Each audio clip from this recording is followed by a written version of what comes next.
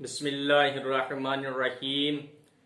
قالت فاطمۃ الزہرا سلام اللہ علیہا اذا الخلائق بالغیب مکنونہ وبستر الاحاویل مسونہ وبنہایت العدم مقرونہ علما من اللہ تعالی بمعل الامور واحاطۃ بحوادث الدہور ومعرفۃ بمواقع المقدور۔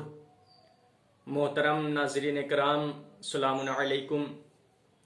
صدیقہ کبریٰ حضرت فاطمۃ الزہرا سلام اللہ علیہا نے اپنے بابا نبی کریم حضرت محمد مصطفیٰ صلی اللہ علیہ وآلہ وسلم کی رسالت کی عظمت اور ان کے مقاصد کو جو بیان کیا، اس میں سے چند باتوں کو آپ کے سامنے پیش کیا گیا، جہاں بطول نے بیان فرمایا کہ اللہ نے اس دنیا کے خلق کرنے سے پہلے میرے بابا کو خلق کیا اور میرے بابا کو رسالت عطا کرنے سے پہلے انہیں مصطفیٰ، مجتبی اور نام کا تعین فرمایا۔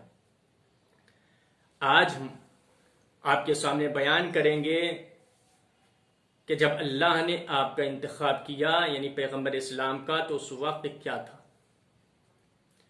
تو بطول بیان فرماتی ہیں اذا الخلائق بالغیب مکنونہ، جب اللہ نے میرے بابا کا انتخاب کیا تو اس وقت مخلوقات غیب کے پردوں میں پوشیدہ تھی، یعنی دنیا کا وجود نہیں تھا، کوئی شے نہیں تھی، لیکن میرے بابا کے تذکرے موجود تھے۔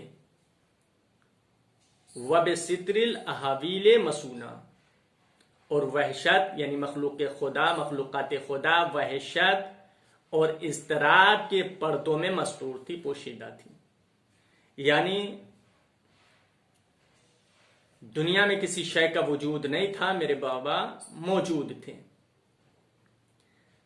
اب سوال یہ پیدا ہوتا ہے وَبِنِہَایَةِ الْعَدْمِ مَقْرُونَہ، اور تمام موجودات عدم کی آخری سرحدوں کے قریب تھے۔ سوال یہاں یہ پیدا ہوتا ہے کہ جب دنیا کا وجود نہیں تھا تو پیغمبر اسلام کا انتخاب کیسے ہوا؟ بہرحال جب کسی چیز کا انتخاب ہوتا ہے تو اس کے لیے زمان و مکان کا ہونا ضروری ہے۔ تو اس سوال کا جواب شہزادی نے خود دیا، اسی اگلے جملے میں علما من اللہ تعالی بمعل الامور، یہ سب باتیں خدا کے علم میں تھی۔ خدا تمام امور سے واقف تھا، یعنی جو بھی امور ہونے والے تھے ان سب کا علم خدا کو تھا۔ خدا بہتر جانتا تھا کہ اس دنیا کو خلق کیا جائے گا، یعنی زمین و آسمان، ملائک، جن و انس، آفتاب و مہتاب، بحر و بر، جمادات و نباتات و حیوانات، جب اس دنیا کو وجود عطا کیا جائے گا اور اس میں انسان کو اشرف مخلوقات قرار دیا جائے گا، اور انسان کی حیات کو منظم بنانے کے لیے ایک قانون کو تشکیل دیا جائے گا جسے دین اسلام قرار دیا جائے گا، اور اس دین اسلام کو بتانے کے لیے انبیاء، اولیاء، اوصیاء، ائمہ علیہ السلام آئیں گے۔ خلاصتاً اس نظام ہستی کا ہدف و مقصود حبیب خدا احمد مجتبی محمد مصطفیٰ صلی اللہ علیہ وآلہ وسلم کو قرار دیا جائے گا، جیسا کہ حدیث قدسی میں بھی وارد ہوا ہے لولاک لما خلقت الافلاک، اے میرے حبیب اگر آپ کا خلق کرنا مقصود نہ ہوتا تو اس کائنات کو میں نہ بناتا۔ قرآن میں بھی اشارے آئے ہیں اور احادیث میں بھی متعدد مقامات پر بیان ہوا ہے۔ قرآن کی مشہور آیت وَمَا أَرْسَلْنَاكَ إِلَّا رَحْمَةً لِّلْعَالَمِينَ، اے میرے حبیب میں نے آپ کو عالمین کے لیے رحمت بنا کر بھیجا۔ اور احادیث میں ایک جگہ آپ خود بیان فرماتے ہیں اول ما خلق اللہ نوری، اللہ نے سب سے پہلے میرے نور کو خلق کیا۔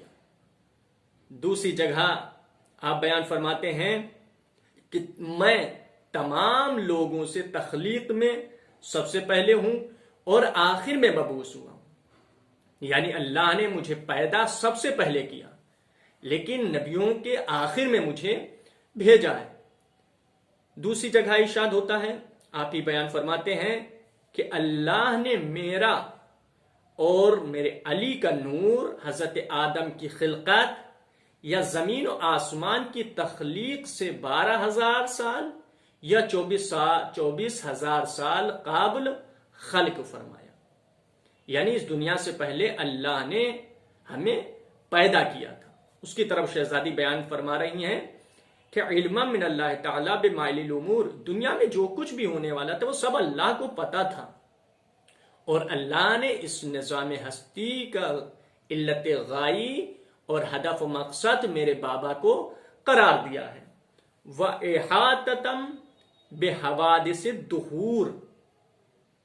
دیکھیے ایسی گفتگو، ایسی باتیں یقیناً شہزادی ہی کر سکتی ہیں، محمد وآل محمد ہی بیان کر سکتے ہیں. یعنی اس دنیا کے حالات نہیں بلکہ اس دنیا سے پہلے کی باتیں وہی بیان کر سکتے، چونکہ اللہ کا علم ان کے ذریعے سمجھا جا سکتا ہے، اللہ کے صفات کو انہی کے ذریعے درک کیا جا سکتا ہے. یعنی اہل بیت علیہ السلام کو اگر انسان ہٹا لے تو پھر نہ دین سمجھ میں آ سکتا ہے، نہ توحید سمجھ میں آ سکتی، کچھ بھی نہیں. اگر اللہ کو سمجھنا ہے، دین کو سمجھنا ہے، انسانیت کو سمجھنا ہے تو اہل بیت علیہ السلام سے تمسک اختیار کرنا پڑے گا. آپ بیان فرماتی احاطۃ بحوادث الدہور، اور زمانے کے حوادثات سے خدا باخبر تھا. خدا جانتا تھا کہ زمانے میں کیا ہونے والا ہے، خدا جانتا تھا. یعنی اس دنیا میں مختلف حوادث اور گناگوں واقعات رونما ہونے والے ہوں گے، اور پیغمبر اسلام اپنے وجود سے اس نظام کو زینت بخشیں گے. یعنی اس دنیا کو خلق کرنے کے بعد یہ انسان ہوگا جو انسانیت کا خون چوس رہا ہوگا، جو انسانیت کو یقیناً پست کر رہا ہوگا، جو انسانیت کا نام و نشان مٹا رہا ہوگا. لیکن پیغمبر اپنے وجود اقدس سے اس نظام ہستی، اس دنیا کو زینت بخشیں گے.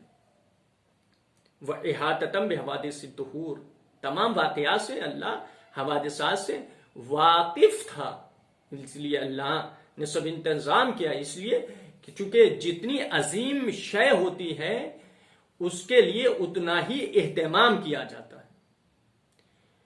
بعد خدا پیغمبر اسلام سب سے عظیم، اعلیٰ و عرفہ اور بلند شخصیت ہے جسے لفظوں میں بیان نہیں کیا جا سکتا کہ پیغمبر اسلام کا کتنا عظیم مرتبہ ہے، کہ جن کے نام کو اللہ نے اپنے نام سے مشتق کیا، جن کا کلمہ اپنے نام سے مشتق کیا ہے، اور بیان فرمایا کہ توحید کو اس وقت تک درک کیا ہی نہیں جا سکتا جب تک کہ عظمت محمد مصطفیٰ صلی اللہ علیہ وآلہ وسلم کو انسان جان اور پہچان نہ لے.